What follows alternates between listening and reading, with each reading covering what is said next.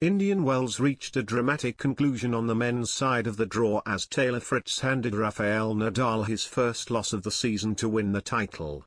Fritz was left in doubt to compete after picking up an ankle injury in his Saturday's semi-final but looked his usual self as he took to the court, with Nadal instead suffering with a pectoral injury he picked up in his own semi-final against Carlos Alcaraz.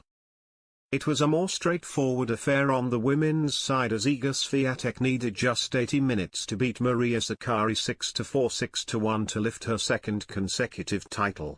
Nadal had already been involved in some entertaining encounters with Carlos Alcaraz and Nick Kyrgios, as the latter ended with the Aussie throwing his racket and narrowly missing a ball boy. He later met up with the ball boy in question to apologize and shared their meeting on social media. It's been a good month for the Brits after Harriet Dart came through qualifying to make the last 16 in Indian Wells and is about to get better, with Sutton-born Jack Draper receiving a Miami Open wildcard. Away from the Californian desert, Roger Federer was back on the practice court for the first time since undergoing his third knee surgery last year. The 40-year-old also offered an update on his potential comeback in the foreword of his Roger Federer Foundation's annual report. Fritz ends American wait as Swiatek overcomes Sakkari. Taylor Fritz became the first American champion at Indian Wells in 21 years as he ended Rafael Nadal's unbeaten run for the season to win his biggest career title. The 24-year-old was playing his maiden Masters 1000 final and was almost forced to withdraw beforehand, having experienced what he called the worst pain in my life before a match off the back of an ankle injury he picked up in the semi-final. Instead it was the Spaniard who looked flat after picking up a pectoral injury in his own semi-final, but he managed to stay in the match and fight until the end before the American won 6-3 7-6-5. Fritz will now rise to world number 13 but has admitted he is in doubt for the Miami Open over the ankle issue, with an MRI planned for Monday. Iga Swiatek became the champion when she defeated Maria Sakkari 6-4 6-1 in an hour and 20 minutes, winning her second successive WTA 1000 title.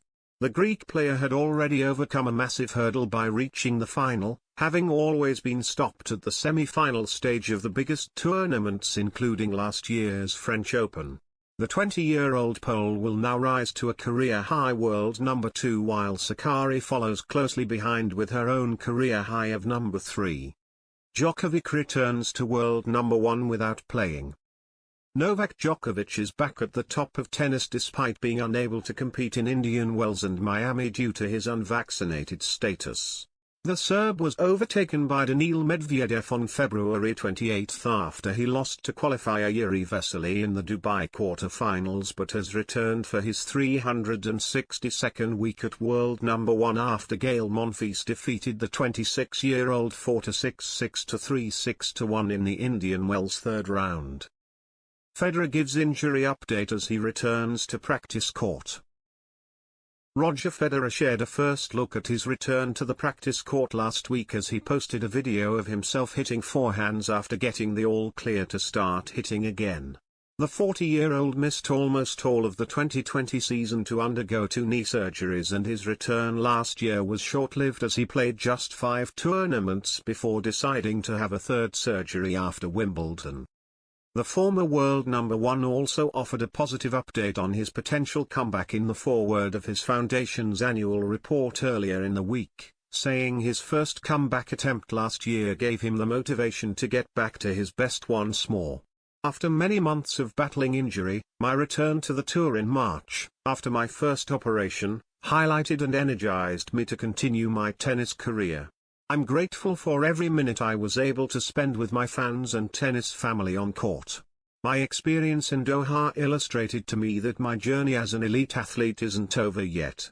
The progress I make every day strengthens my belief that I will be healthy and strong enough to return to the tennis court at the highest level, he wrote. Kyrgios apologizes to ball boy for near miss in Nadal outburst.